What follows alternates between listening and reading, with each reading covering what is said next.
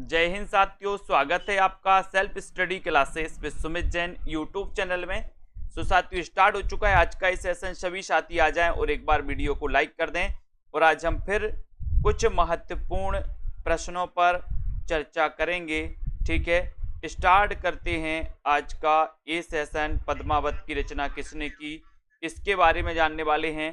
ठीक है, सभी लोग आ गए हैं तो फटाफट से कमेंट में बताएंगे और आज देखते हैं कौन कितने नंबर ला पाता है। ठीक है, तो पद्मावत की रचना किस शासक के शासन काल में हुई है, ये है आपका पहला क्वेश्चन।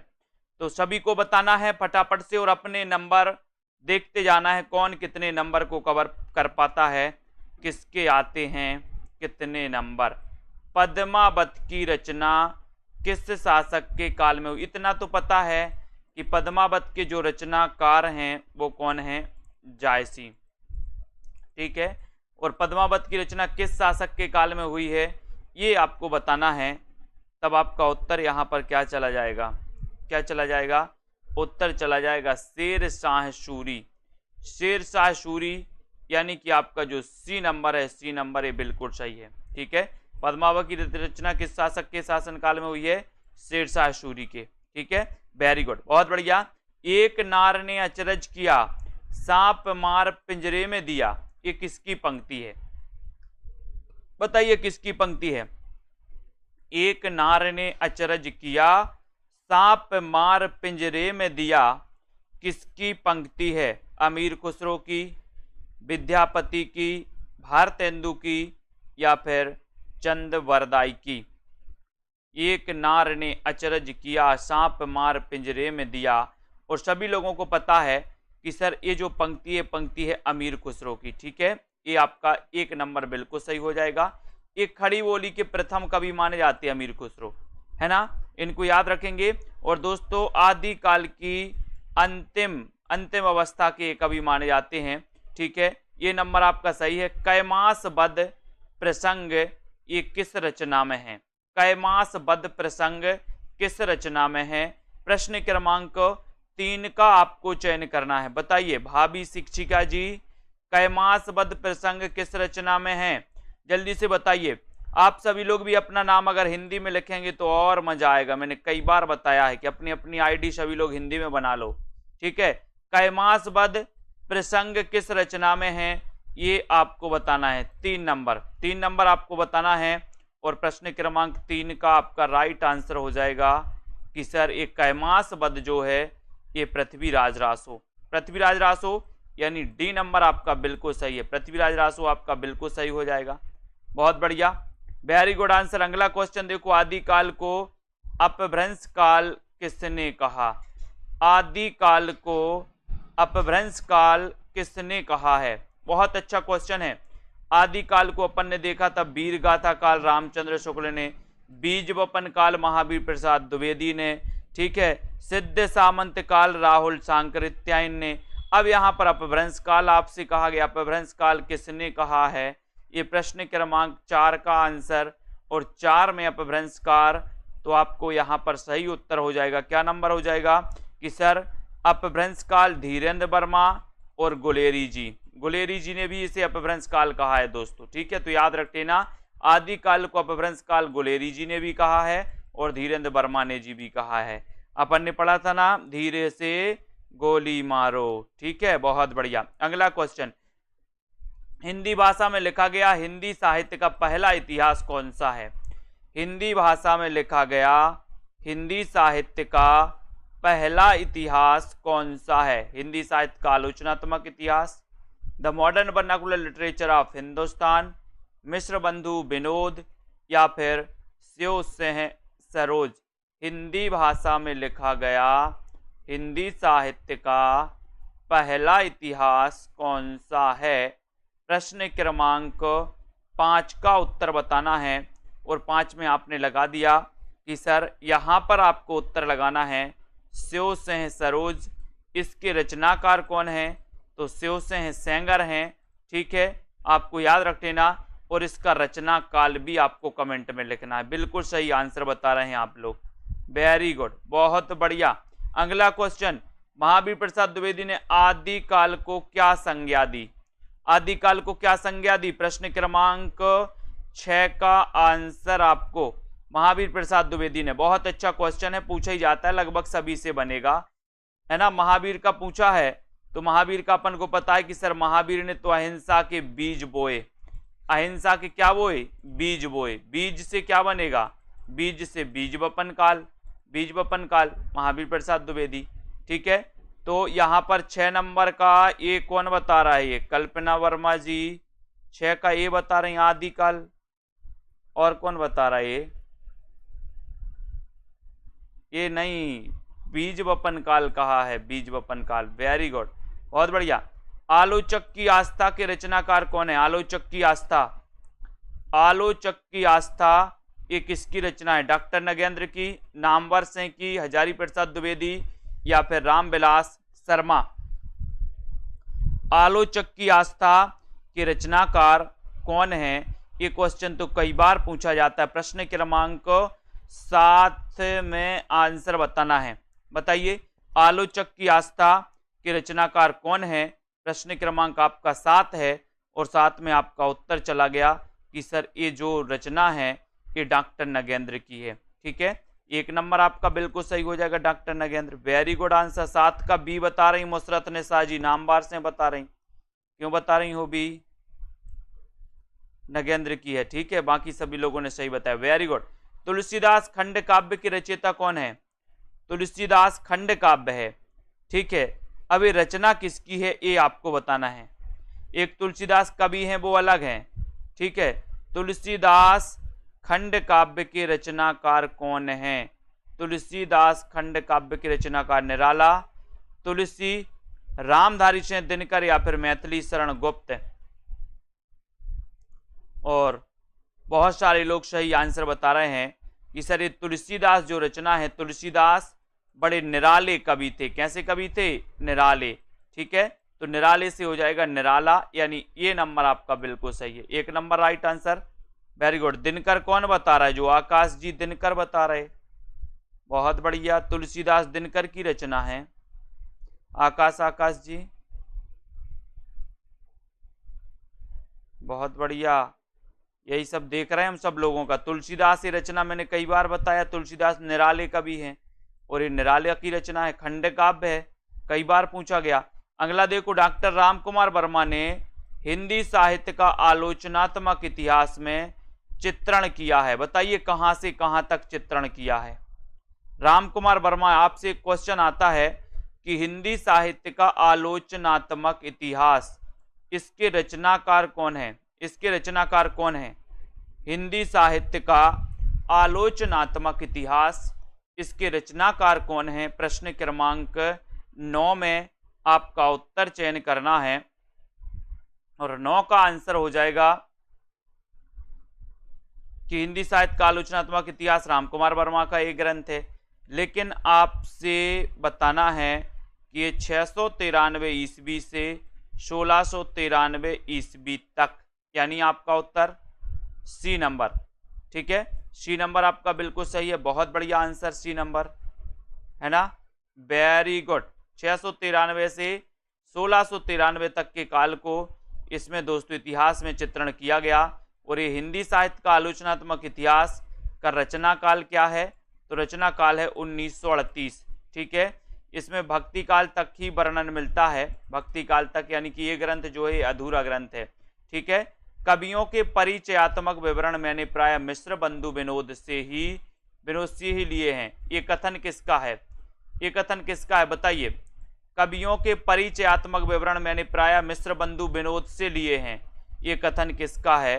प्रश्न क्रमांक 10 में आपसे पूछा गया है और 10 का राइट आंसर क्या हो जाएगा? एक क्वेश्चन पूछा गया था दोस्तों कि हिंदी साहित्य का एक ऐसा ग्रंथ जिसे आधार स्तंभ, आज भी वो आधार स्तंभ की तरह है ना, तो वो ग्रंथ कौन सा है? वो ग्रंथ है मिश्र बंधु विनोद। इसमें कितने कवियों का उल्लेख है? लगभग 5000 कवियों की। और यहाँ पर रामचंद्र शुक्ल भी आकर के कह रहे हैं कि जो कवियों के परिचयात्मक विवरण हैं वो मैंने मिश्र बंधु विनोद से ही लिए हैं। ठीक है, तो यहाँ पर रामचंद्र शुक्ल का अपन को याद कर लेना, इन्होंने ये कथन कहा है किसके बारे में? मिश्र बंधु विनोद के बारे में। तो डी नंबर आपका बिल्कुल सही। पहाड़ी हिंदी उपभाषा का विकास हुआ है? प्रश्न क्रमांक 11 में ये क्वेश्चन भी आपका आया था दोस्तों। पहाड़ी हिंदी उपभाषा का विकास हुआ है खस से, मागधी से, स्वरसैनी से या फिर ब्राचड़ से? किससे हुआ है पहाड़ी हिंदी उपभाषा का विकास? 11 नंबर में आपको चयन करना है। 11 नंबर का आपका जो सही आंसर हो जाएगा कि सर पहाड़ी हिंदी एक खास है। पहाड़ी हिंदी कैसी है? खास है, खास। पहाड़ी हिंदी तो खास है, खास है तो खस से इसका विकास होता है, खस से। ठीक है, ये नंबर आपका बिल्कुल सही है। मोहित जी सी क्यों बता रहे भैया? पहाड़ी हिंदी का एक खस माना जाता है, खस से हुआ है। खस लगाना है अपन को। ढूंढाड़ी किसे कहते हैं? ढूंढाड़ी जयपुरी को, जयपुरी बोली को, मालवी, मेवाती या फिर बघेली को किससे कहते? ढूंढाड़ी। बहुत अच्छा क्वेश्चन है।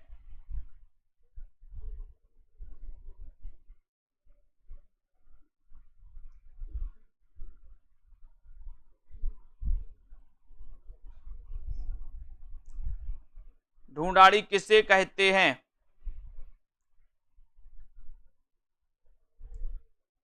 और आपका उत्तर हो जाएगा जयपुरी। ढूंढाड़ी किसे कहते हैं? जयपुरी को। यानी ये नंबर आपका जयपुरी बिल्कुल सही हो जाएगा। ठीक है, वेरी गुड। खड़ी बोली को मर्दानी भाषा किसने कहा?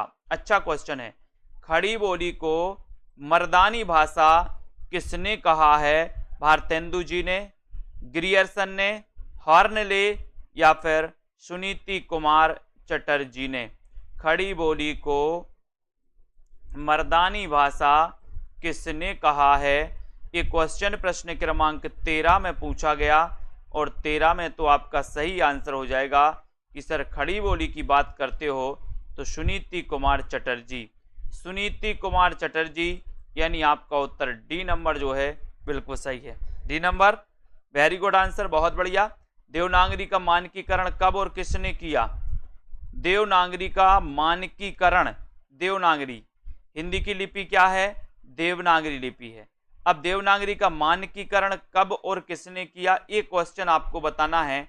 लाइक कर देना है एक बार वीडियो को अपने मित्रों तक, और दोस्तों सभी लोग बताएंगे प्रश्न क्रमांक 14 का आंसर, और 14 में आपका उत्तर हो जाएगा कि सर देवनागरी लिपि का जो मानकीकरण हुआ है वो 1966 ईस्वी में केंद्रीय हिंदी निदेशालय, यानी आपका उत्तर बी नंबर बिल्कुल सही है। बी नंबर, ठीक है, बहुत बढ़िया।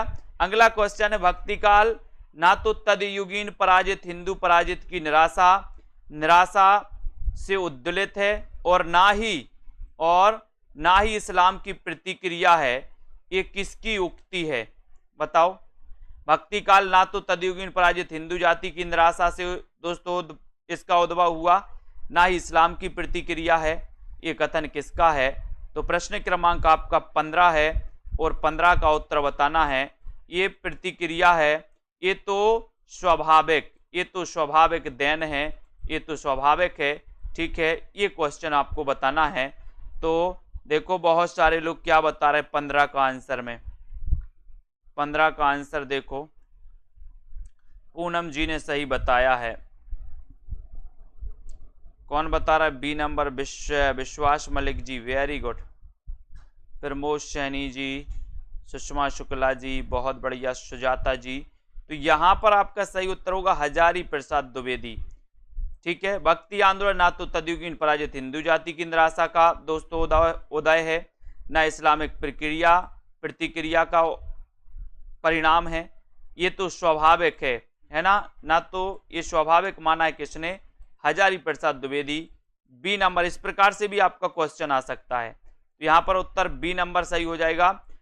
उत्तर अपभ्रंश का आपको बताना है कि उत्तर अपभ्रंश को पुरानी हिंदी किसने कहा? प्रश्न क्रमांक 16 में। अब यहाँ पर थोड़ा सा अलग पूछा गया है, उत्तर अपभ्रंश को पुरानी हिंदी किसने कहा? देखो क्वेश्चन थोड़ा सा घुमाया गया, बाकी तो क्वेश्चन सही है। उत्तर अपभ्रंश को पुरानी हिंदी किसने कहा है? ये क्वेश्चन है आचार्य चतुर्सेन शास्त्री ने, ग्रियर्सन ने, चंद्रधर शर्मा गुलेरी ने, या फिर इनमें से कोई नहीं। तब आपका सीधा आंसर यहां पर जा रहा है कि सर उत्तर अपभ्रंश को पुरानी हिंदी तो कहा है किसने? गुलेरी जी ने। सी नंबर सही हो जाएगा। वेरी गुड, है ना। और साहित्यिक अपभ्रंश को किसने कहा है? साहित्यिक अपभ्रंश को पुरानी हिंदी कहा है रामचंद्र शुक्ल ने, साहित्यिक अपभ्रंश को। ठीक है, बहुत बढ़िया। अब यहां पर देखो 84 वैष्णव की वार्ता के लेखक कौन है? सरल क्वेश्चन, आसान क्वेश्चन आपसे पूछा गया है, किसी का भी गलत नहीं होनी चाहिए। 84 वैष्णव की वार्ता, इसके रचनाकार कौन है बताइए। 17 में ऐसे क्वेश्चन, सरल सरल क्वेश्चन, अपन को गलत नहीं करना। एक भी क्वेश्चन अगर गलत हो जाए तो दुख होगा। 84 वैष्णव की वार्ता के लेखक कौन है? नाभादास, गोकुलदास, नंददास, या फिर शीत स्वामी। 84 वैष्णव की वार्ता, इसके लेखक कौन माने जाते हैं? ये प्रश्न क्रमांक 17 में बताना है और 17 का आंसर है गोकुलदास। कौन माने जाते हैं? बी नंबर, यानी कि गोकुलदास। ठीक है, वेरी गुड।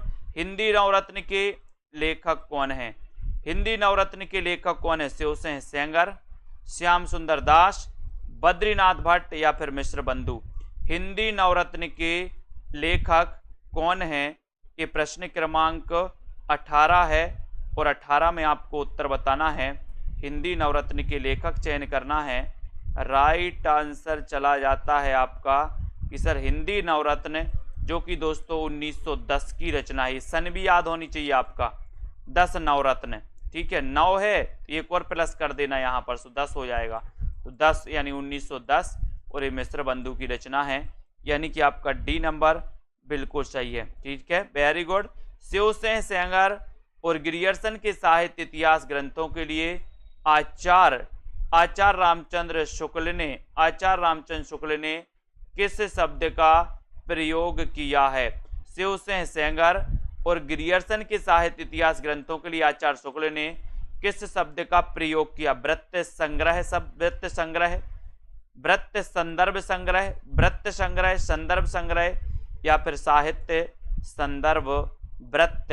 यानी कि 19 का आंसर आपको चयन करना है।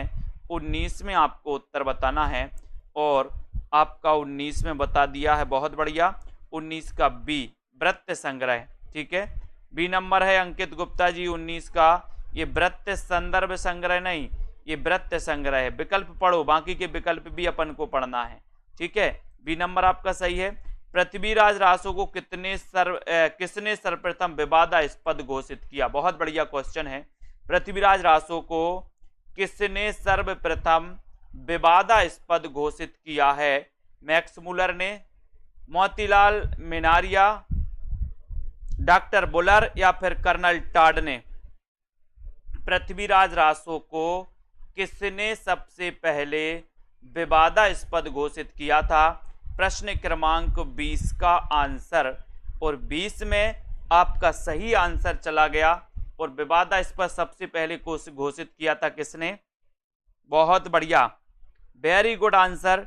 सभी लोगों का आंसर लगभग सही आ रहा कि सबसे पहले डॉक्टर बुलर ने इसको विवादास्पद घोषित किया। सी नंबर आपका सही हो जाएगा। ठीक है, पृथ्वीराज रासो को हिंदी का पहला महाकाव्य किसने माना और इसमें अध्यायों का नाम क्या है? अध्यायों का नाम भी बताना है। तो बताओ, पृथ्वीराज रासो को हिंदी का पहला महाकाव्य किसने माना और इसमें अध्यायों का नाम क्या है? बताएं। प्रश्न क्रमांक 21 का आंसर आचार्य शुक्ल ने समय, आचार्य द्विवेदी संकल्प, गौरीचंद हीराचंद ओझा सर्ग, इनमें से कोई नहीं। देखते हैं कौन कौन यहाँ अटकता है। देखो कमला ठाकुर जी सी बता रही हैं, बहुत बढ़िया। और बताओ, सत्येंद्र जी भी सी बता दिए इनने भी। और बताओ कौन बता रहा है? सी बता दिए कौन? आरती वर्मा जी बता दी सी। ठीक है, बहुत बढ़िया, सी बता दिए सौरभ वर्मा जी। ऐसा नहीं करना है। पृथ्वीराज रासो जो कि हिंदी का पहला महाकाव्य है, इसको दोस्तों प्रथम महाकाव्य आचार्य शुक्ल ने माना। और इसमें जो सर्ग हैं या जो अध्याय हैं उन्हें समय कहा जाता है। तो आपका उत्तर ए नंबर बिल्कुल सही हो जाएगा। यहाँ पर ए नंबर सही हो जाएगा। चरम व्यक्तिवाद ही प्रयोगवाद का केंद्र बिंदु है। ये कथन किसका है? मैं यही चाहता हूं दोस्तों कि जितने भी क्वेश्चन आए, जितने भी अपन क्वेश्चन पढ़ रहे हैं, उनमें से एक दो क्वेश्चन आपके मुश्किल से अगर गलत हो जाएं तब आपकी तैयारी सही है। और अगर आप बहुत सारे क्वेश्चन गलत कर रहे हैं, 8-10 क्वेश्चन गलत कर रहे हैं, तो आपकी तैयारी में कमी है। ठीक है, चरम व्यक्तिवाद ही प्रयोगवाद का केंद्र बिंदु है। ये कथन किसका है? प्रश्न क्रमांक 22 का आंसर अपन को चयन करना है। 22 में सभी लोग बताएंगे राइट आंसर क्या हो जाएगा। 22 में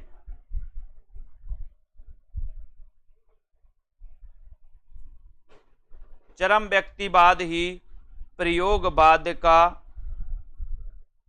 तो बिल्कुल सही आंसर आया है कि सर इसमें लगा दो आप नामवर से हैं। चरम व्यक्तिवादी प्रयोगवाद का केंद्र बिंदु है, ये कथन है नामवर से का। ठीक है, बहुत बढ़िया, वेरी गुड। भारतीय सूफी मुख्यतः किस संप्रदाय से संबंधित माने जाते हैं? भारतीय सूफी मुख्यतः किस संप्रदाय से संबंधित माने जाते हैं? इबादत से, विद्य से, वेसरा से, या फिर वारकरी से?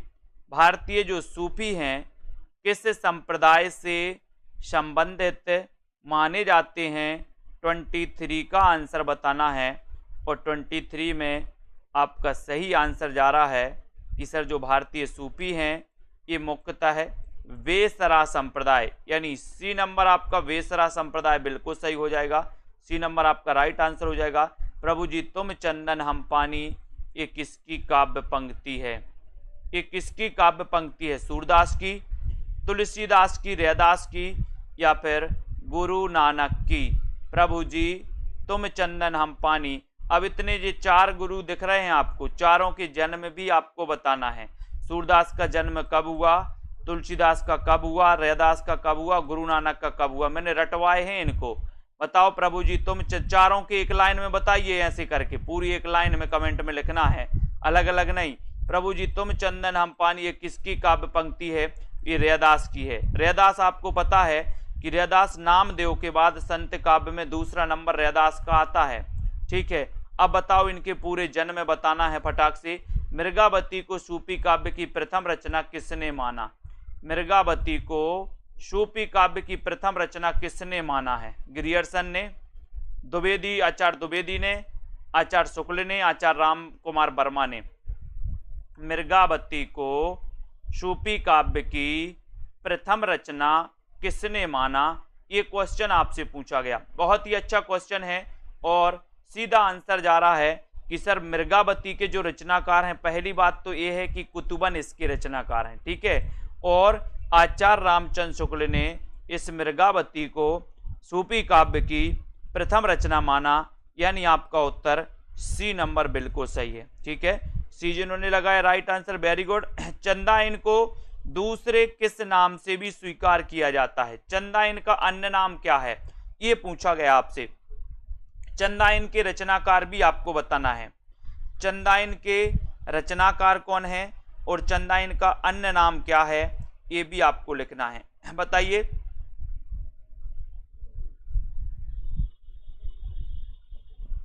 चंदाइन का नाम क्या है? और आपका सीधा आंसर जा रहा है कि सर इसका जो अन्य नाम है वो अन्य नाम है लोर कथा या लोर कहा। डी नंबर सही है। चंदाइन के रचनाकार कौन है बताइए? चंदाइन के रचनाकार चंद हसीनों के खतूत, ये किसकी रचना है? चंद हसीनों के खतूत, बहुत बढ़िया, मुल्ला दाऊद की, वेरी गुड। चंद हसीनों के खतूत ये किसकी रचना है? 4 विकल्प हैं। चंद हसीनों के खतूत बताना है, कुरैशी जी बताइए। चंद हसीनों के खतूत ये रचना किसकी है? प्रश्न क्रमांक 27 की।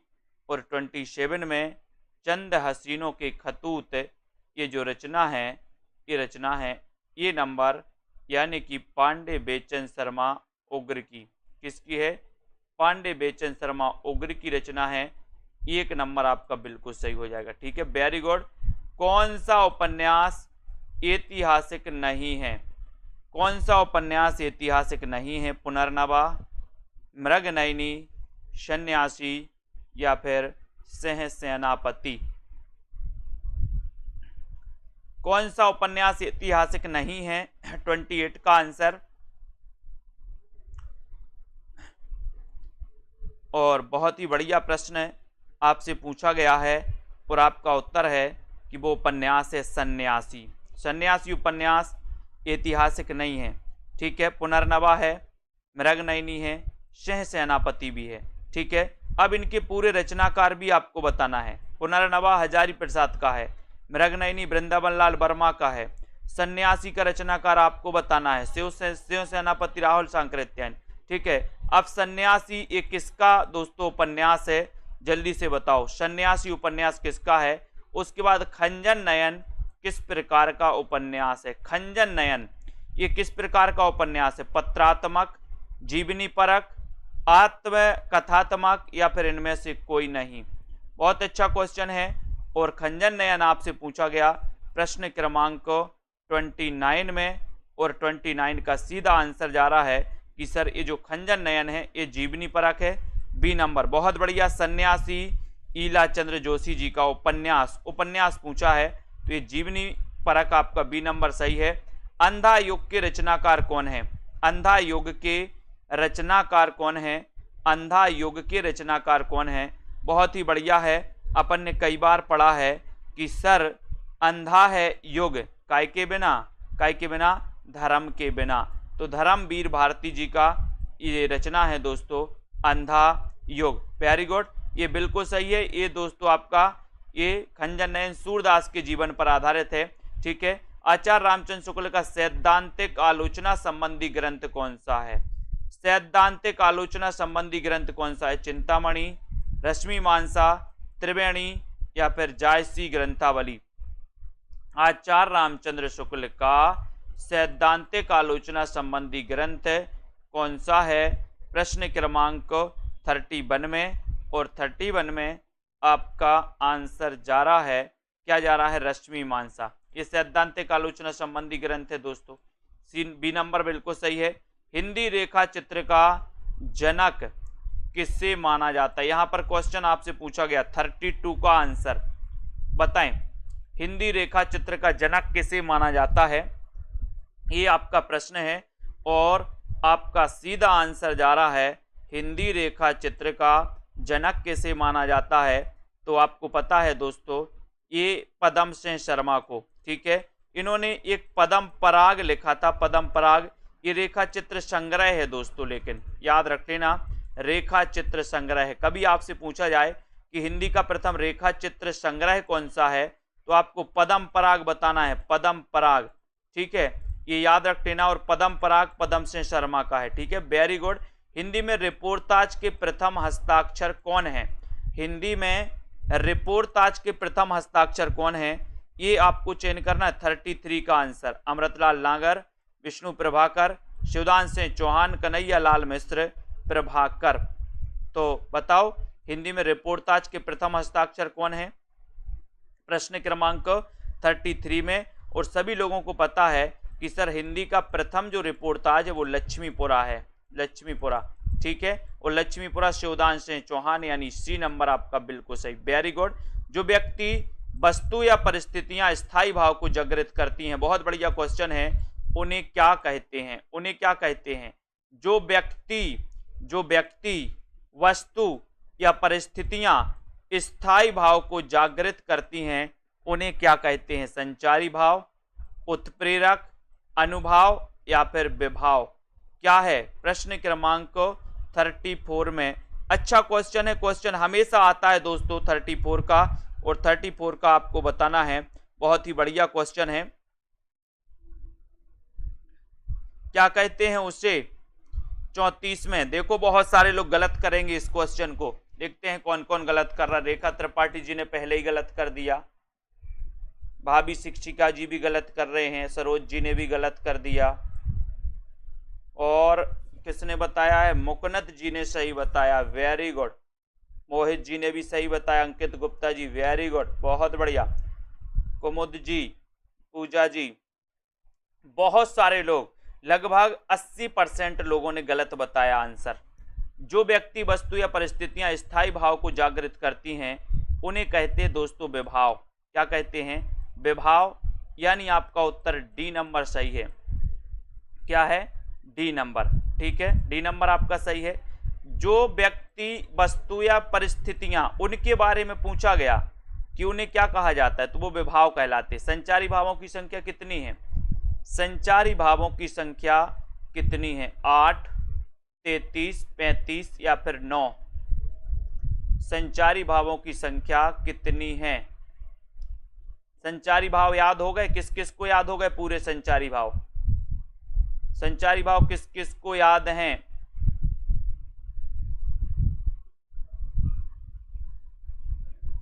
संचारी भाव, और संचारी भाव होते हैं कितने? 33। किस किस को याद है संचारी भाव? ये आपका यहाँ पर बी नंबर बिल्कुल सही है, 33 सही है। ठीक है, और एक क्वेश्चन आया था कि छल नामक इस संचारी भाव किसने माना दोस्तों? 34वां। तो देव कवि ने छल नामक 34वां संचारी भाव माना। भरत मुनि कृत नाट्य शास्त्र में निम्न में से किस अलंकार का वर्णन नहीं है, उल्लेख नहीं मिलता? किस अलंकार का उल्लेख नहीं मिलता? आपको पता है दोस्तों कि भरत मुनि ने कितने अलंकार माने हैं? 4 अलंकार माने हैं। अब ये चारों अलंकार आपको पता होनी चाहिए कि कौन कौन से माने हैं। ठीक है, अब 4 अलंकारों में इन्होंने कौन सा नहीं माना? प्रश्न क्रमांक 36 में। 36 में सभी लोग बताएंगे, और 36 में बहुत सारे लोग फिर गलत करेंगे यहाँ पर कि भरत मुनि ने कौन सा अलंकार नहीं माना है। तो देखते हैं कौन सही बता रहा है, कौन सही बता रहा है। तुक्का लगा रहे पूरे। सुषमा शुक्ला जी ने सही बताया है, वेरी गुड, बहुत बढ़िया। एक दो लोगों ने सही बताया। यमक को दोस्तों इन्होंने अलंकार की श्रेणी नहीं माना, यानी बी नंबर आपका सही हो जाएगा, यमक। ठीक है, यमक को नहीं माना।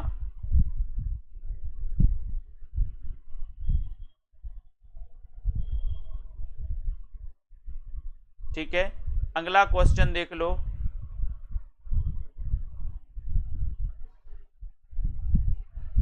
यहां पर आ जाओ, जहां एक शब्द अनेक बार आए उसके अर्थ भिन्न भिन्न हो, वहां कौन सा अलंकार होता है? प्रश्न क्रमांक 37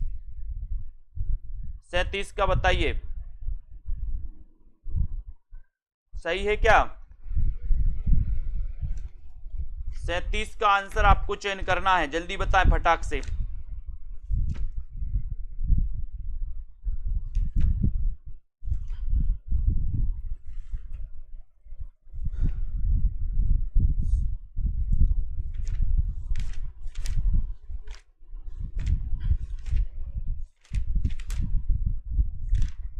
सैंतीस का आंसर आपको बताना है, फिर इसके बारे में अपन चर्चा कर रहे हैं। ठीक है,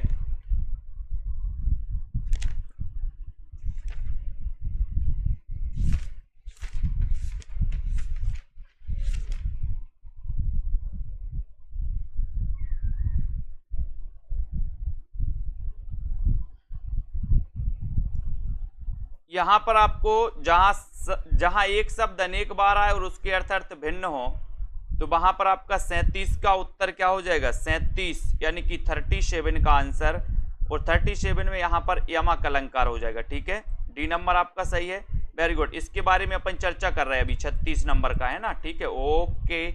हिंदी में रीति सिद्धांत के प्रथम प्रस्तोता कौन है? हिंदी में रीति सिद्धांत के प्रथम प्रस्तोता कौन है, जल्दी से बताओ।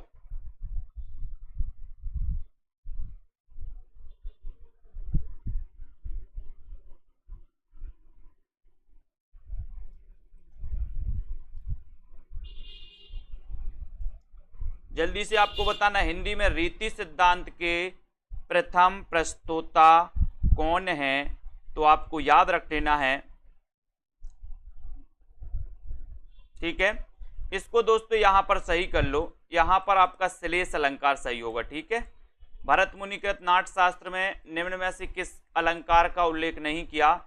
इसमें यमक है, उपमा है, दीपक भी है और रूपक भी है। ठीक है, ये 4 हैं, श्लेष आपका यहाँ पर सही हो जाएगा। ए नंबर आपका यहाँ पर सही, इसको सही कर लो, ठीक है। उसके बाद अपन ने यमक पढ़ लिया। हिंदी में रीति सिद्धांत के प्रथम प्रस्तोता आचार्य कौन है?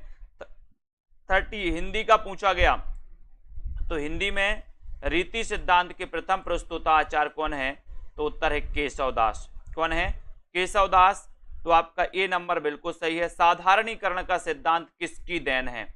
साधारणीकरण का सिद्धांत ये किसकी देन है आपको बताना है। भट्टनायक की या फिर भट्टलोलट या फिर शंकोक की? बताएं जल्दी से, फटाफट से चयन करना है आपको।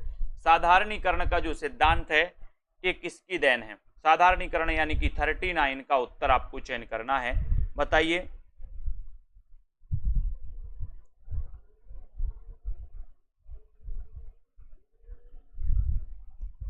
खंजन नयन सूरदास के जीवन पर आधारित है और मानस का हंस ये तुलसीदास के जीवन पर आधारित है, ठीक है। साधारणीकरण का सिद्धांत यानी कि 39 का आंसर, और 39 में आपका उत्तर हो जाएगा कि सर भट्टनायक। किसने? भट्टनायक। ए नंबर सही है। ये सिद्धांत किसकी देन है? 1 नंबर राइट आंसर। अनुकरण सिद्धांत के प्रणेता हैं, अनुकरण सिद्धांत के प्रणेता कौन है? क्रोचे, रिचर्ड्स, अरस्तु या फिर कॉलरिज? बताएं। अनुकरण सिद्धांत के प्रणेता कौन है? सभी लोगों को याद हो गया कि भरत मुनि ने कौन कौन से 4 अलंकार माने हैं? कौन कौन से माने हैं? उपमा, ठीक है, रूपक, है ना, यमक और दीपक, ठीक है। ये अपन को याद रखते ना, ये 4 अलंकार माने। क्वेश्चन ऐसे ही आएगा आपका, ठीक है। उपमा, रूपक, यमक और दीपक, ठीक है, इनको याद रख लेना। और अनुकरण सिद्धांत ये 40 का आंसर है। 40 में आपका सही आंसर जा रहा है कि सर इसमें अरस्तु लगा दो, यानी कि सी नंबर लगा दो। वेरी गुड आंसर, बहुत बढ़िया। साहित्य ज्ञान राशि का संचित कोश है, ये किसकी उक्ति है? साहित्य ज्ञान राशि का संचित कोश है, ये किसकी उक्ति है? ये बताना है 41 में, ठीक है। और यहां पर आपका संचित कोश है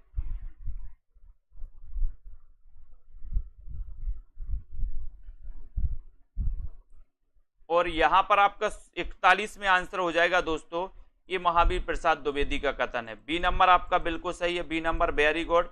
रस सूत्र के व्याख्याकारों का सही अनुक्रम क्या है? 42 में बताइए। 42 में आपको चयन करना है। और रस सूत्र के जो दोस्तों रस सूत्र जो दिया है वो किसने दिया? भरत मुनि ने। और इनके व्याख्याकारों का क्रम बताना है, तो क्रम में आपका सबसे पहले कौन हो जाएंगे दोस्तों? बताइए। अब ये तो कट गए, ये तो आपने काट दिया, बच्चे 2।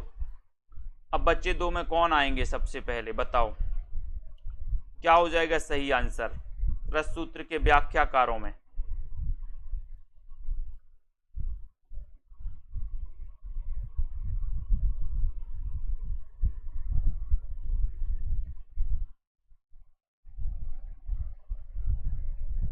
सॉरी, ये बी नहीं, ये महावीर प्रसाद द्विवेदी हैं, ठीक है। साहित्य ज्ञान राशि का संचित कोश है, ये महावीर प्रसाद द्विवेदी का है। हाँ, वेरी गुड, बहुत बढ़िया। ये महावीर प्रसाद द्विवेदी अपन को याद कर लेना, महावीर प्रसाद द्विवेदी का ये साहित्य ज्ञान राशि का संचित कोश है, ठीक है। और रस सूत्र के व्याख्याकारों में आपका उत्तर सी नंबर सही है, ठीक है। भट्टलोलट, शंकोक, भट्टनायक, अभिनवगुप्त, इसको याद रख लेना है।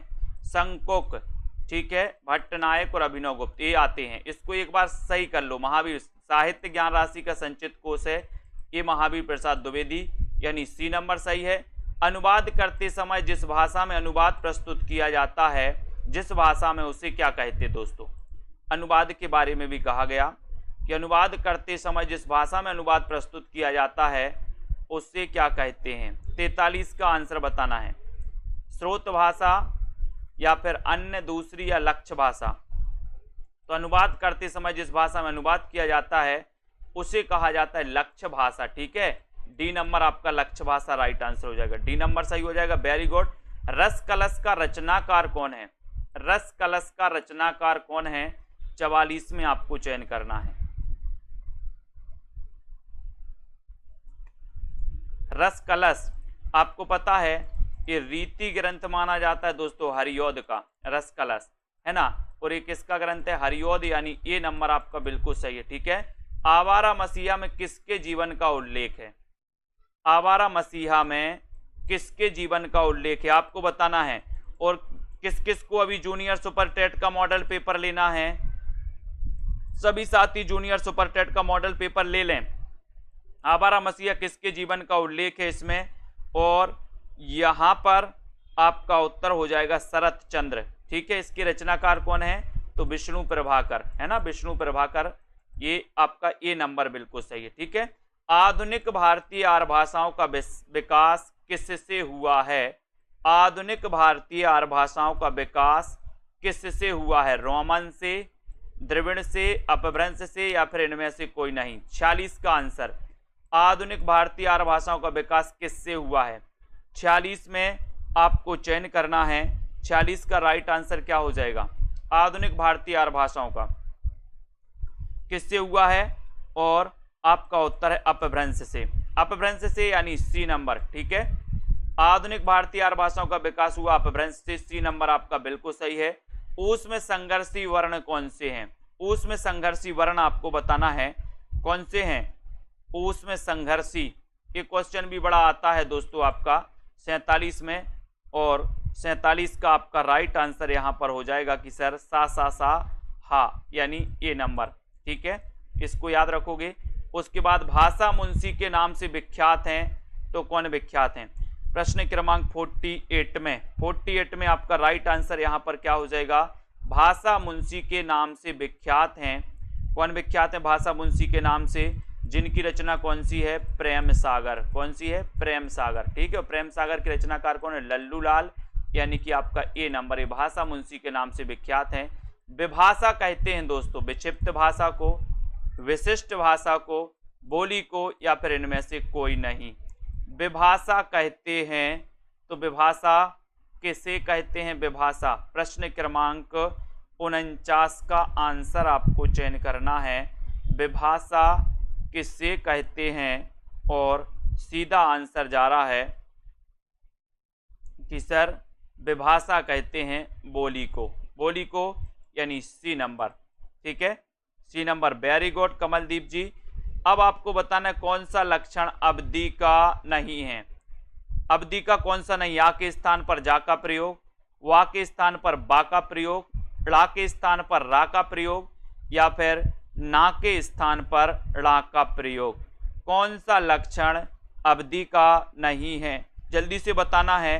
और जो भी हमारे साथी मास्टर कैडर के मॉडल पेपर लेना चाहते हैं, तो अभी मास्टर कैडर के मॉडल पेपर में भी छूट है, और जो भी जूनियर टेट के मॉडल पेपर लाना चाहते हैं उनके लिए तो छूट है ही, ठीक है।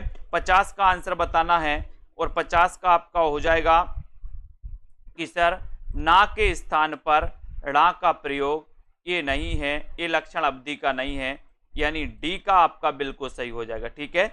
अब दोस्तों अपन अगली क्लास में पढ़ेंगे इसके बाद के क्वेश्चन, ठीक है। बहुत बढ़िया, सभी लोगों के लिए धन्यवाद। जो भी जूनियर देखना, अरबी का पर्याय क्या है? अवधि का पर्याय बताइए। पूर्विया, कोसली, देहाती, या फिर बघेली, यानी कि प्रश्न क्रमांक 51 है, और 51 में आपको चयन करना है। यहां पर दोस्तों ये क्वेश्चन कहा गया कि अवधि को और किस नाम से जाना जाता है, ये है क्वेश्चन। तो बताइए और किस नाम से जाना जाता है? अवधि का दूसरा नाम क्या है, या पर्याय क्या है, ऐसा पूछा गया। अपन पर्यायवाची पढ़ते हैं, यानी कि दूसरा नाम। तो दूसरा नाम इसका क्या है? इसका दूसरा नाम है कोसली। अवधि का दूसरा नाम क्या है? कोसली, ठीक है, अवधि कोसली, ठीक है। बहुत बढ़िया। खड़ी बोली को कौरवी किसने कहा? अब एक सबसे बड़ी बात तो यह है कि खड़ी बोली को कौरवी कहा जाता है। खड़ी बोली का दूसरा नाम क्या है? कौरवी। अब इसको कौरवी किसने कहा, ये क्वेश्चन आपको बताना है। 52 का बताएंगे, सभी लोग अपने अपने प्रश्नों का आकलन करते जाएं। 52 में खड़ी बोली को कौरवी किसने कहा है? खड़ी बोली को कौरवी किसने कहा है? प्रश्न क्रमांक आपका 52 है, और 52 में आपका सही आंसर आप लोग क्या बता रहे हैं इसका देखना है। खड़ी बोली को कौरवी किसने कहा? तब आपका सीधा आंसर जा रहा है कि सर इसको कहा है राहुल सांकृत्य ने। वेरी गुड, ये नंबर राइट आंसर। कलम का मजदूर कलम का मजदूर इसके लेखक कौन है? कलम का मजदूर इसके लेखक कौन है? शिवरानी देवी, अमृत राय, परिपूर्णानंद या फिर धर्मवीर भारती? कलम का मजदूर इसके रचनाकार कौन है, ये आपको बताना है। बहुत अच्छा क्वेश्चन है। कलम का मजदूर के रचनाकार आपसे पूछा, इसके लेखक कौन है? क्या दिया है यहां पर लेखक का नाम? प्रश्न क्रमांक 53 में कलम का मजदूर आपसे पूछा गया, तो बताइए कौन कौन सही बता रहा है, बताइए।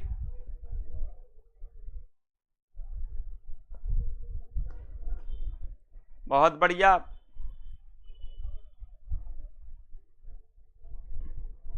यही देख रहे हैं हम कौन कौन सही उत्तर बता रहा है। भावी शिक्षिका धर्मवीर भारती बता रही हैं।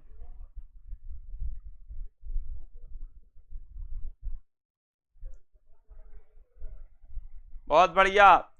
जिन्होंने ये अमृत राय बताया है उनको धन्यवाद। ऐसा नहीं बोल सकते कि सर इसमें तो ऑप्शन ही नहीं है, यानी कि मदन गोपाल इसका सही उत्तर होगा दोस्तों। कलम का मजदूर के रचनाकार मदन गोपाल हैं। माँ से मजदूर और माँ से मदन गोपाल, ठीक है।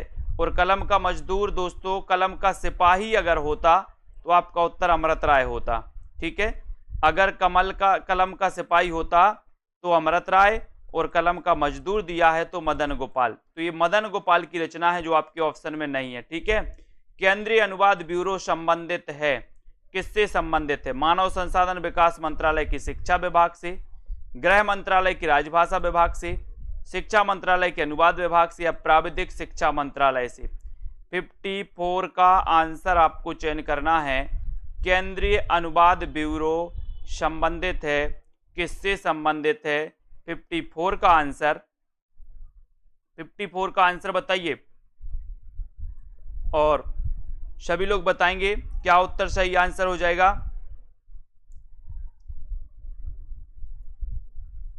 और सही उत्तर है कि सर गृह मंत्रालय की राजभाषा विभाग से संबंधित है, यानी बी नंबर आपका यहां पर सही हो जाएगा। बी नंबर सही यहां पर, गृह मंत्रालय की राजभाषा विभाग, बी ये अनुवाद ब्यूरो, केंद्रीय अनुवाद ब्यूरो, ठीक है।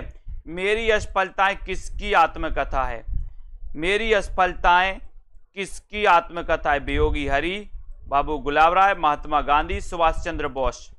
बताइए। इतना पढ़ना है आपको, इतना पढ़ना है दोस्तों कि जब आपके अंदर एक कॉन्फिडेंस आ जाए, जैसे अभी लोग बहुत सारे लोग इसको अमृत राय ही लगा दिए, जब आपको एक कॉन्फिडेंस आ जाए कि आप कलम के मजदूर को मदन गोपाल बता सको, ये कॉन्फिडेंस आ जाए बिना ऑप्शन में होते हुए, तब समझ लेना कि सिलेक्शन हमारा हो जाएगा। कलम का मजदूर को मदन गोपाल बता सको, कहने का तात्पर्य यह है कि गलत चीज को समझ सको कि यहां पर ऑप्शन में नहीं है। इतना कॉन्फिडेंस आपको लाना है पढ़ने में। मेरी असफलता किसकी आत्मकथा है? तो यह है बाबू गुलाब राय, यानी बी नंबर, ठीक है। B number. राजभाषा के रूप में हिंदी के क्रियान्वयन के लिए निम्नलिखित में केंद्रीय हिंदी समिति गठित की गई है दोस्तों। तो आपको बताना है किसकी अध्यक्षता में गठित की गई राजभाषा के रूप में? राष्ट्रपति की, प्रधानमंत्री की, उपराष्ट्रपति की, या फिर गृह मंत्री की? यानी कि 56 का आंसर आपको चयन करना है। 56 का आपका सही आंसर क्या हो जाएगा? राजभाषा के रूप में हिंदी के क्रियान्वयन के लिए निम्न में से किसकी अध्यक्षता में? तो वो है दोस्तों प्रधानमंत्री की अध्यक्षता में, ठीक है। बी नंबर आपका सही, बहुत बढ़िया, ठीक है। अगला क्वेश्चन, राजभाषा के रूप में हिंदी का प्रयोग बढ़ाने और इसके प्रचार प्रसार के उद्देश्य से एक त्रैमासिक पत्रिका प्रकाशित हो रही है, उसका नाम क्या है? उसका नाम क्या है दोस्तों? राजभाषा हिंदी का प्रयोग बढ़ाने और इसके प्रचार प्रसार के लिए एक पत्रिका प्रकाशित हो रही है, उसका नाम क्या है? राजभाषा भारती, राजभाषा हिंदी, राजभाषा प्रसार, या राजभाषा प्रबोध? यानी कि 57 का आंसर आपको चयन करना है। 57 में आपका सही आंसर क्या हो जाएगा? कौन सी पत्रिका प्रकाशित हो रही है? प्रश्न क्रमांक 57।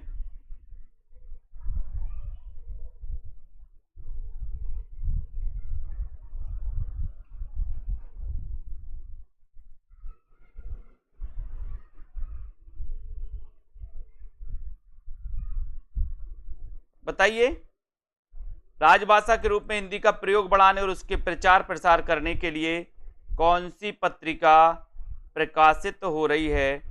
इसका आंसर आपको बताना है। और आंसर क्या हो जाएगा इसमें?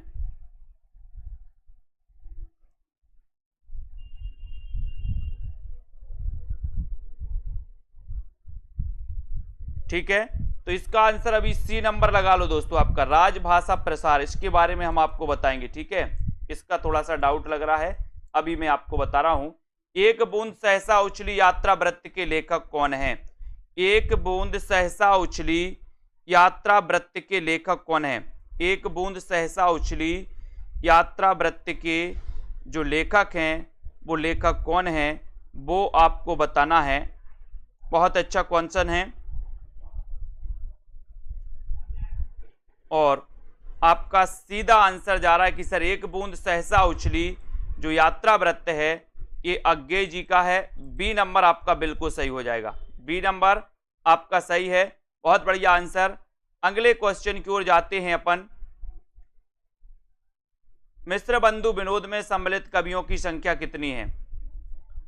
मिश्र बंधु विनोद में सम्मिलित कवियों की संख्या कितनी है? जल्दी बताओ। लगभग 1000, लगभग 3000, लगभग 4000 या फिर लगभग 5000? बिल्कुल सरल क्वेश्चन है, बहुत बढ़िया क्वेश्चन है। और यहां पर आपका उत्तर है कि सर लगभग 5000। ठीक है, डी नंबर आपका सही है। वेरी गुड, बहुत बढ़िया।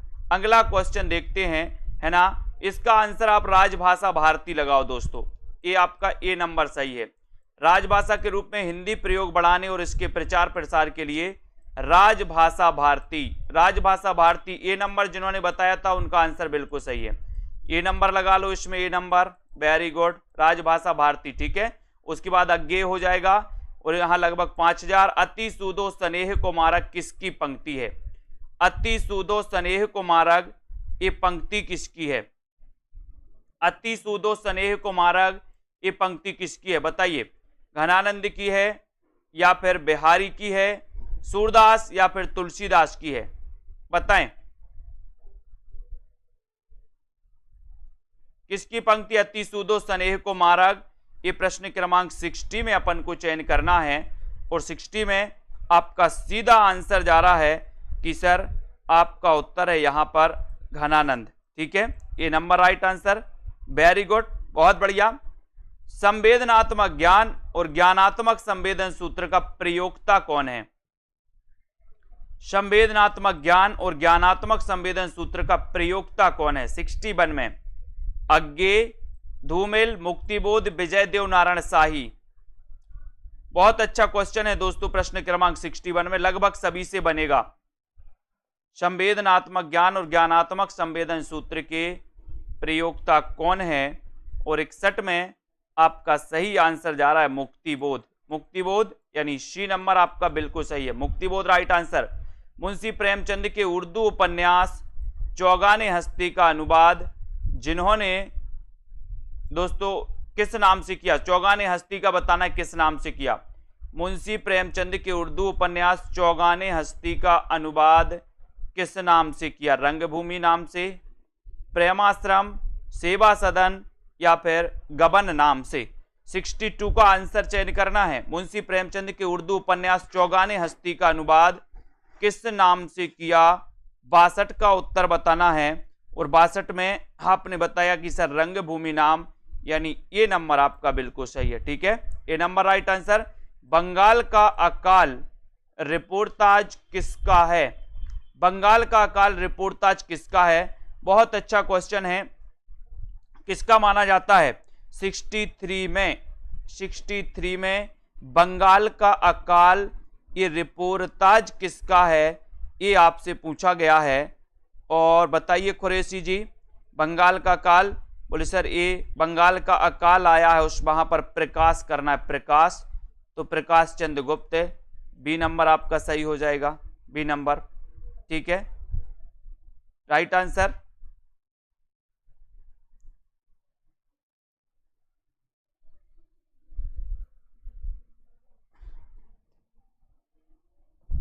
यहां पर आपको 63 का बताना है। 63 का हो जाएगा, साहित्य देवता के रचनाकार कौन है? साहित्य देवता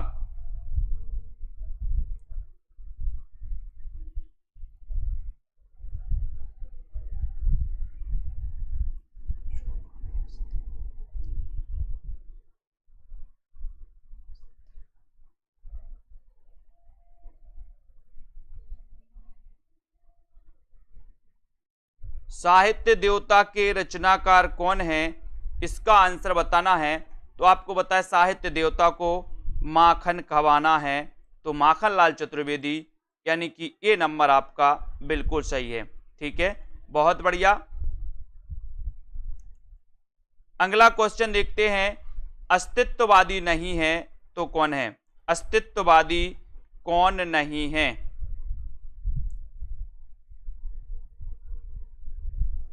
अस्तित्ववादी कौन नहीं है, ये आपको बताना है।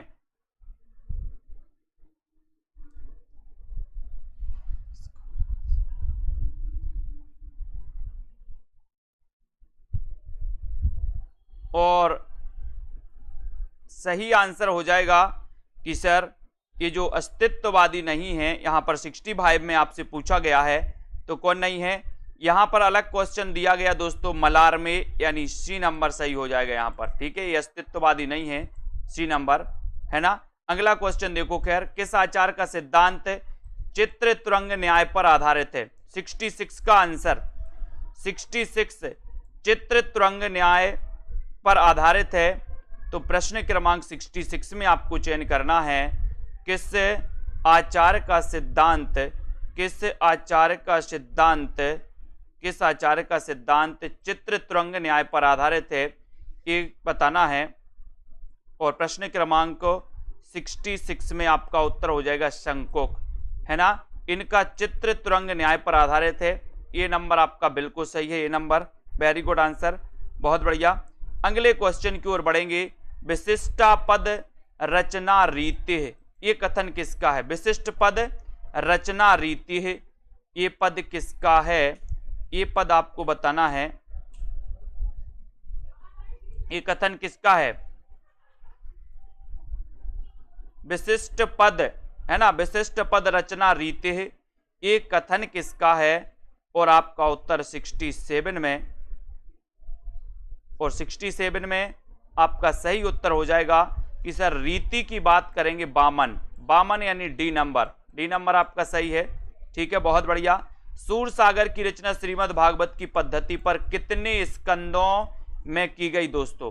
यानी कि सूरसागर में कितने स्कंद हैं, ऐसा आपको बताना है। 68 का आंसर, श्रीमद् भागवत की पद्धति पर कितने स्कंदों में हुई है? बताइए कितने स्कंदों में हुई है? 8, 12, 18 या फिर 14? आपको एक होमवर्क है कि प्रेमचंद जी के जितने भी नाटक हैं, ये सॉरी जितने भी दोस्तों इनके उपन्यास हैं, उनका अनुवाद, हिंदी अनुवाद किस नाम से किसका किया है? यानी कि आपको पता नहीं होनी चाहिए कि चौगाने हस्ती का अनुवाद किस नाम से हुआ, बाजारे हुस्न का अनुवाद किस नाम से हुआ, ये आपको याद रखना है। ये क्वेश्चन यहां से आपका आएगा, ये आपको याद होना चाहिए। सूरसागर की रचना कितने स्कंदों में? 12 स्कंदों में। ठीक है, बी नंबर बिल्कुल सही है। हिंदी का प्रथम कवि बताइए, बहुत अच्छा क्वेश्चन है। आपके लिए एक होमवर्क और दिया है मैंने कि प्रेमचंद के जितने भी उपन्यास हैं, है ना, वो आपको याद रख लेना किसका अनुवाद क्या है। जैसे बाजारे हुस्न का सेवा सदन, चौगाने हस्ती का रंगभूमि, ऐसे ही आपको पूरे होनी चाहिए। हिंदी का प्रथम कवि कौन है? 69 का आंसर, 69 में। और 69 में आपका उत्तर सभी को पता है, सराहपा किसने माना? राहुल सांकृत्यायन ने। ठीक है, हिंदी का प्रथम मौलिक उपन्यास कौन सा है? हिंदी का प्रथम मौलिक उपन्यास कौन सा है? प्रश्न क्रमांक 70, 70 का आंसर। तो लगभग सभी को पता है कि सर हिंदी का प्रथम मौलिक उपन्यास की बात आप कर रहे हो, तो परीक्षा गुरु, इसका रचना काल क्या है? 1882। रचनाकार कौन है? श्रीनिवास दास। ठीक है, तो आपका बी नंबर परीक्षा गुरु सही है। है ना, इसको याद रख लेना।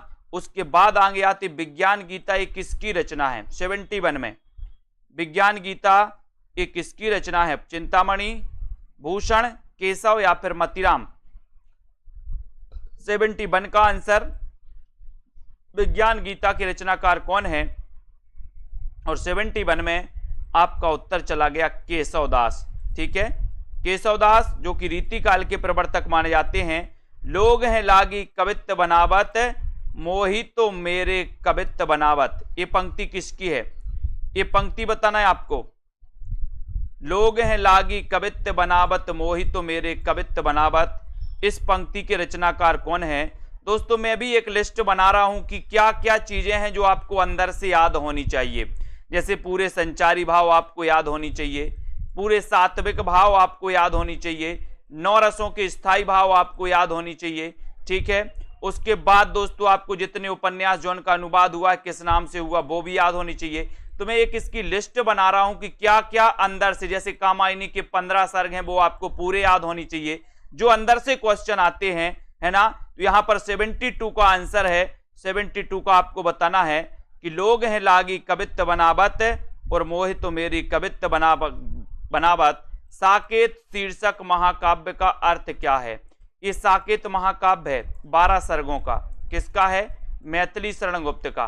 ठीक है, और राम काव्य पर आधारित दूसरा महाकाव्य दोस्तों रामचरितमानस के बाद। ठीक है, साकेत याद रख लेना, 1931 इसका रचना काल है ना। और इस महाकाव्य का अर्थ क्या है? तो आपको पता ही है कि सर इसका अर्थ है अयोध्या, यानी ये नंबर आपका सही है। ठीक है, और आप लोग भी लिस्ट बनाइए और हमें भी बताइए कि क्या क्या रह गया है, क्या क्या ऐसी चीजें हैं जिनको अंदर से पढ़ना चाहिए। हिंदी साहित्य में हालाबाद का आगमन किसके प्रभाव से माना गया? हिंदी साहित्य में हालाबाद का आगमन किसके प्रभाव से माना गया? आगे आने वाले एग्जामों में जो आपकी गलतियां होती, जो आपसे गलतियां हो रही हैं, उन गलतियों को अपन को पकड़ना है कि गलतियां कहां से हो रही हैं, और वो लिखना है कि हमें इन चीजों को अलग से पढ़ना है, गहराई से पढ़ना है। हालाबाद का आगमन किसके प्रभाव से माना जाता है? प्रश्न क्रमांक 74 में, और सीधा आंसर आपका जा रहा है 74 में कि सर ये जो हालाबाद है जिसके हिंदी में प्रवर्तक हरिवंश राय बच्चन है, और ये फारसी साहित्य का प्रभाव, यानी कि ये नंबर आपका सही है। ठीक है, वेरी गुड। कौन प्रगतिवादी कवि नहीं है? प्रगतिवादी कवि कौन नहीं? अज्ञे, सुमित्रानंदन पंत, निराला या फिर शिवमंगल सिंह सुमन? प्रगतिवादी कवि कौन नहीं है? बहुत अच्छा क्वेश्चन है। प्रगतिवादी की बात हो रही है 75 में, और आपको पता है कि सर अज्ञे तो प्रयोगवादी हैं, इसलिए आपका उत्तर भी ये नंबर चला जाता है। Very good. वह साहित्यकार जिसने नई कविता के रूप में नए नए नामों को सूचीबद्ध करते हुए 45 नामों का उल्लेख किया है? बताइए वह साहित्यकार कौन सा है जिसने नई कविता के लिए 45 नामों का उल्लेख किया? दोस्तों बताएं वो साहित्यकार कौन है? प्रश्न क्रमांक 76 में, और 76 में आपका उत्तर हो जाएगा जगदीश गुप्त। कौन है वो साहित्यकार? जगदीश गुप्त। सी नंबर आपका सही उत्तर हो जाएगा, सी नंबर राइट आंसर हो जाएगा। विद्यापति ने अपनी किस कृति को कहानी कहा है? विद्यापति ने अपनी किस कृति को कहानी कहा है? ये क्वेश्चन आपसे पूछा गया है। विद्यापति की दोस्तों आपको पता है पदावली मैथिली में, कीर्ति लता, कीर्ति पताका, अबहट्ट में रचित रचनाएं हैं। ठीक है, तो इन्होंने अपनी किस कृति को कहानी कहा? ये क्वेश्चन आपसे पूछा गया 77 में, और आपका उत्तर हो जाएगा कीर्ति लता, यानी डी नंबर आपका सही है। ठीक है, D number, very good. Prithviraj Raso को सुख सुखी संवाद के रूप में रचित मानने वाले जो हैं वो कौन है? अच्छा क्वेश्चन है। पृथ्वीराज रासो जो कि रामचंद्र शुक्ल ने इसे हिंदी का प्रथम महाकाव्य माना है। ठीक है, और इसको सुख सुखी संवाद के रूप में रचित मानने वाले जो विद्वान है 78 में, वो विद्वान कौन है? उन विद्वान का नाम आपको बताना है। 78 का उत्तर आपको बताना है, और 78 में आपका उत्तर चला गया कि सर पृथ्वीराज रासो को सुख सुखी संवाद के रूप में रचित मानने वाले जो विद्वान हैं वो विद्वान है हजारी प्रसाद द्विवेदी, यानी कि ये नंबर देखो लोकेश जी, शुक्ल जी लगा रहे हैं, शुक्ल जी नहीं हजारी प्रसाद द्विवेदी, ये नंबर। ठीक है, जायसी के किस काव्य में देवनागरी वर्णमाला के एक अक्षर को एक एक अक्षर को दोस्तों लेकर के सैद्धांतिक बातें कही गई हैं। बताइए, जायसी के किस काव्य में देवनागरी वर्णमाला के एक एक अक्षर को सैद्धांतिक बातें कही गई? आखिरी कलाम, अखरावट, मधुमालती या फिर इनमें से कोई नहीं, यानी कि 79 में। और आपको पता है वर्णमाला के एक एक अक्षर से संबंधित पूछा गया तो आपका उत्तर है अखरावट। अखरावट यानी बी नंबर आपका सही है। ठीक है, बी नंबर, वेरी गुड। आचार्य शुक्ल ने किस सूफी कवि को सूफी काव्य परंपरा का पहला कवि माना है? किस सूफी कवि को माना? 80 में। अच्छा क्वेश्चन है। और अपन ने पढ़ा था कि आचार्य शुक्ल ने सूफी काव्य धारा की प्रथम रचना मृगावती को माना। ठीक है, अब मृगावती को माना तो मृगावती के रचनाकार कौन है? कुतुबन। कुतुबन है तो कुतुबन को ही ये दोस्तों सूफी काव्य धारा की परंपरा का प्रथम कवि मानेंगे। डी नंबर सही है। डॉक्टर रामकुमार वर्मा ने किसे सूफी काव्य परंपरा का प्रथम कवि माना है? रामकुमार वर्मा ने किसको सूफी काव्य परंपरा का प्रथम कवि माना है? जायसी को, नूर मोहम्मद को, मुल्ला दाऊद को या फिर कुतुबन को? यानी कि 81 का उत्तर आपको चयन करना है और आपका उत्तर हो जाएगा कि सर रामकुमार वर्मा ने माना है मुल्ला दाऊद। इनकी रचना है चंदायन और चंदायन का अन्य नाम क्या है वो आपको बताना है। ठीक है, तो ये चंदायन हो गया, यानी कि आपका सी नंबर सही है। यदि प्रबंध काव्य एक विस्तृत वन स्थली है तो मुक्तक काव्य चुना हुआ गुलदस्ता, ये कथन किसका है? यदि प्रबंध काव्य एक विस्तृत वन स्थली है तो मुक्तक काव्य चुना हुआ गुलदस्ता, ये बताना है 82 में कि दोस्तों ये कथन किसका? आचार्य शुक्ल का, आचार्य नंद दुलारे वाजपेयी का, आचार्य हजारी प्रसाद या फिर भामह का? यानी कि 82 में आंसर बताना है। और यदि प्रबंध काव्य एक विस्तृत वन स्थली है तो यहां पर ये कहा है कथन किसने? रामचंद्र शुक्ल ने। ए number, very good. Ramchandra Shukla आपका सही हो जाएगा 82 में। वेरी गुड, बहुत बढ़िया। जिंदगी और जोंक के रचनाकार कौन है? जिंदगी और जोंक के रचनाकार कौन है?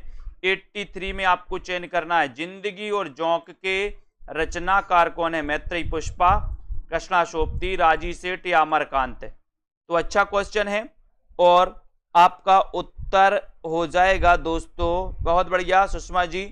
उत्तर है कि सर जिंदगी की नोक झोंक में हम अमर हो गए। जिंदगी की नोक झोंक में क्या हो गए? अमर हो गए, तो अमरकांत। डी नंबर आपका सही है। D number, very good. Tulsidas की भक्ति किस भाव की है? 84। तुलसीदास की भक्ति किस भाव की है? निर्वेद भाव, दास भाव, माधुर भाव या फिर शक्य भाव की? 84 का आंसर आपको चयन करना है। तुलसीदास की भक्ति किस भाव की है? ये आपका 84 का क्वेश्चन है और 84 में आपका उत्तर हो जाएगा कि सर दास्य भाव की। कौन से भाव की? दास्य भाव की। बी नंबर आपका राइट आंसर, वेरी गुड, बहुत बढ़िया। भक्तमाल के रचनाकार कौन है? भक्तमाल के रचनाकार कौन है? 85। ठीक है, भक्तमाल की टीका किसने लिखी? प्रियादास ने। इसका रचनाकाल क्या है? 1585। ठीक है, भक्तमाल के रचनाकार बताना है। और नव भक्तमाल एक रचना लिखी थी राधा चरण गोस्वामी ने। ठीक है, उत्तर भक्तमाल एक रचना लिखी थी भारतेंदु जी ने, है ना। और भक्तमाल के रचनाकार कौन है? तो आपका उत्तर यहां पर हो जाएगा नाभादास, यानी बी नंबर आपका नाभादास सही है। पीली छतरी वाली लड़की किसकी रचना है? पीली छतरी वाली लड़की ये किसकी रचना है? बहुत अच्छा क्वेश्चन है और आपका उत्तर चला गया कि सर पीली छतरी वाली लड़की का क्या हुआ है? क्या हुआ है? उदय हुआ है, उदय। ठीक है, उदय हुआ तो उदय प्रकाश। ठीक है, डी नंबर आपका सही हो जाएगा, वेरी गुड आंसर। पीली छतरी वाली लड़की का उदय हुआ है। मिस्र बंधुओं ने उत्तर मध्यकाल को क्या नाम दिया? मिस्र बंधुओं ने उत्तर मध्यकाल को क्या नाम दिया है? रीति काल, कला काल, श्रृंगार काल या फिर अलंकृत काल? यानी कि 87 का आंसर। और उत्तर मध्यकाल को जो नाम दिया है मिश्र बंधुओं ने, वो नाम दिया है दोस्तों अलंकृत काल। ठीक है, श्रृंगार काल नाम किसने दिया है? विश्वनाथ ने। विश्व में श्रृंगार होता है इसलिए श्रृंगार काल विश्वनाथ, अलंकृत काल दोस्तों मिश्र बंधुओं ने दिया। ठीक है, उसके बाद बिहारी के दोहों पर किसका प्रभाव माना जाता है? बिहारी, ये वही बिहारी हैं दोस्तों, रीति काल के रीति सिद्ध काव्यधारा के कवि हैं बिहारी जी, ठीक है। और बिहारी की एक रचना है बिहारी सतसई। बिहारी सतसई में कितने दोहे हैं?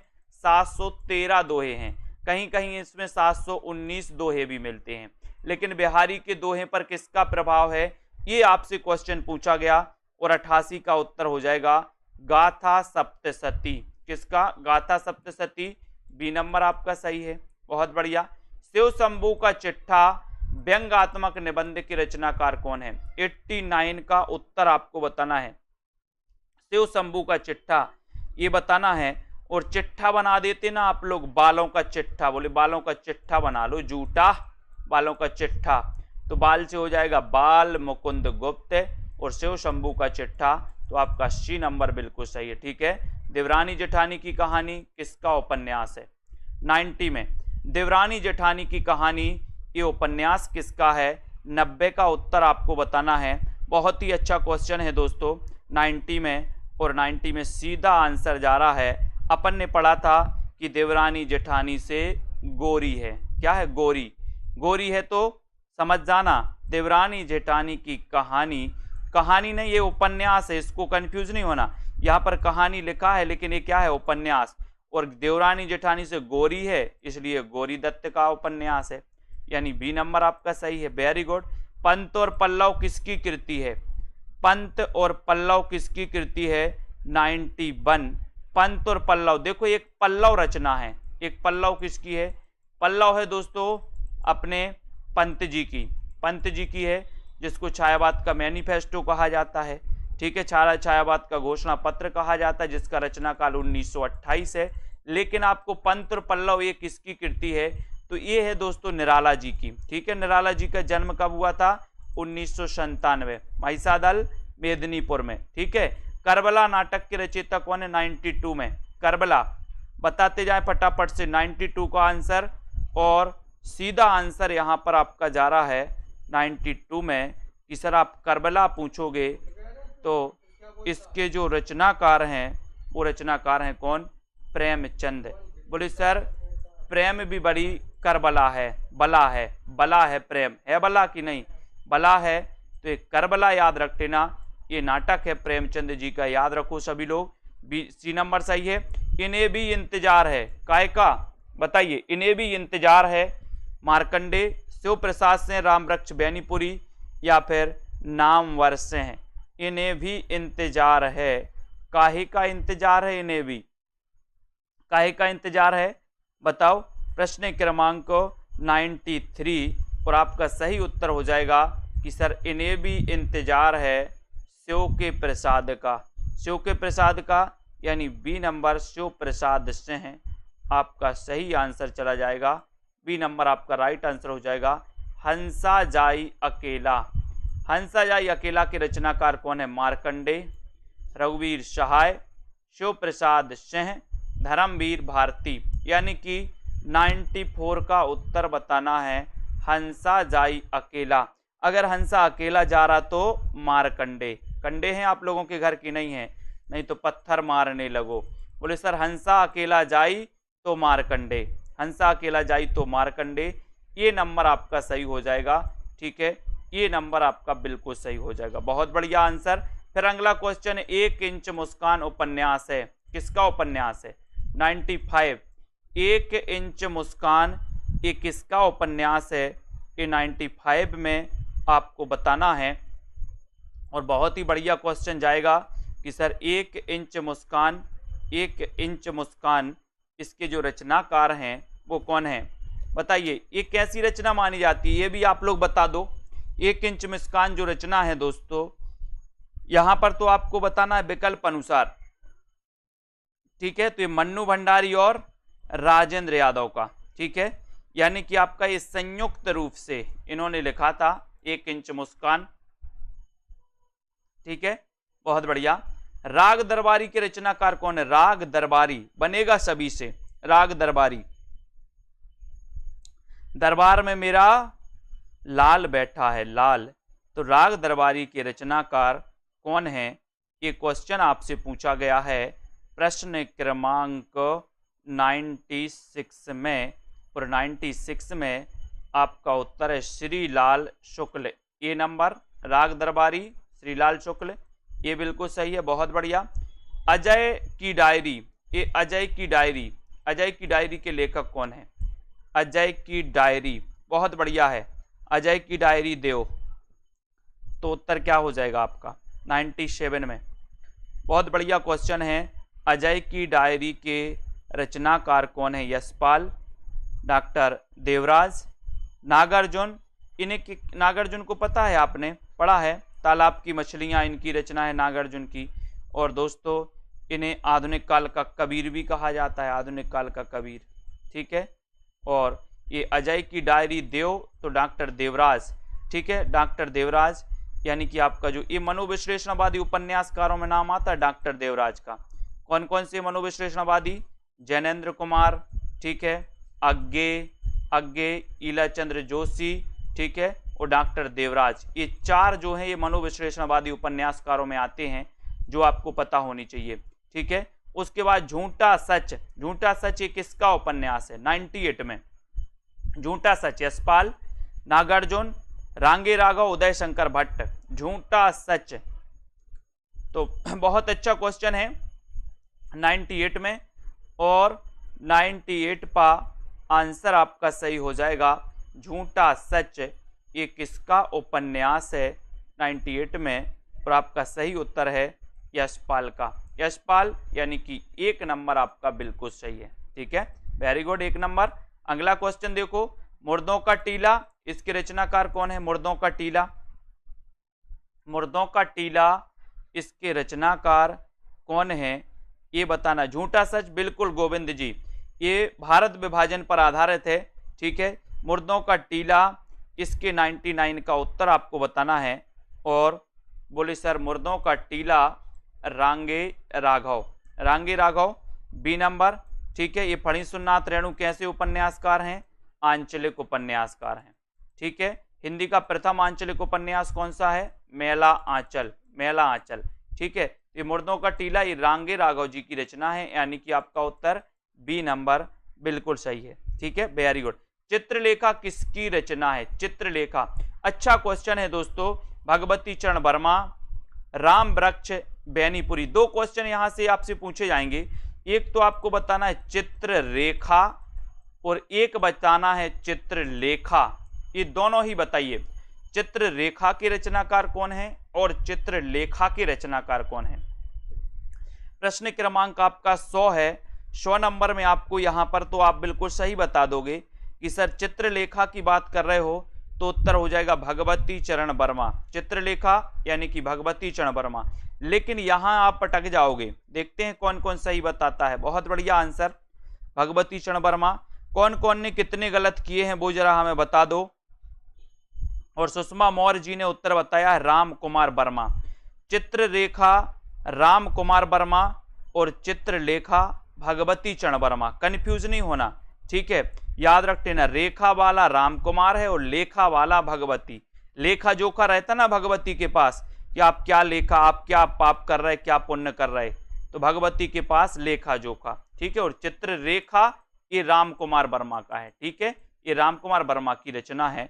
अब बताओ किसके कितने गलत हुए हैं, फटाफट से आपको बताना है किसके कितने गलत हुए हैं, वो आपको चयन करना है, बताना है, बताइए। एक गलत हुआ सौरभ वर्मा जी का, बहुत बढ़िया, धन्यवाद। और बताओ किसी का बिल्कुल भी गलत नहीं हुआ, ऐसा कोई है? 2 गलत, वेरी गुड। 5 गलत हो गए शांति जी के। गलत नहीं करना है, गलत नहीं करना है, सुधारना है, शुद्धि करना है, ठीक है।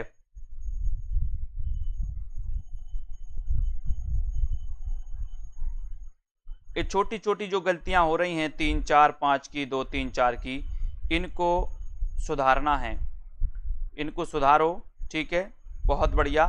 तो सभी लोगों के लिए धन्यवाद, इसी प्रकार से अध्ययन करते रहें, थोड़ा सा अपने आप पे ध्यान दो। और हिंदी साहित्य जब पढ़ रहे हो तो हमेशा के लिए हिंदी साहित्य पढ़ो, ठीक है, हिंदी साहित्य को छोड़ो मत। अगर आपका हिंदी साहित्य, अगर आपको सिलेक्शन लेना है वास्तव में आगे, तो आप हिंदी साहित्य को छोड़ो मत। आगे क्या करना है आपको दोस्तों, निरंतर अध्ययन करते रहना है। आपका निश्चित ही आज नहीं तो कल सिलेक्शन पक्का होगा। और आप छोड़ोगे, बार बार एग्जाम आएगा, फिर पढ़ाई करोगे, फिर आएगा, तो ऐसे में दोस्तों आप पढ़ाई नहीं कर पाते। आपका अध्ययन बहुत अच्छा होनी चाहिए, ठीक है। तो आपको पढ़ाई छोड़ना नहीं है। आपको पढ़ाई अगर सिलेक्शन लेना है तो निरंतर अध्ययन करना है, और सिलेक्शन उन्हीं का होता है जो निरंतर अध्ययन और जिनका अध्ययन अच्छा होता है, ठीक है। तो सभी को धन्यवाद।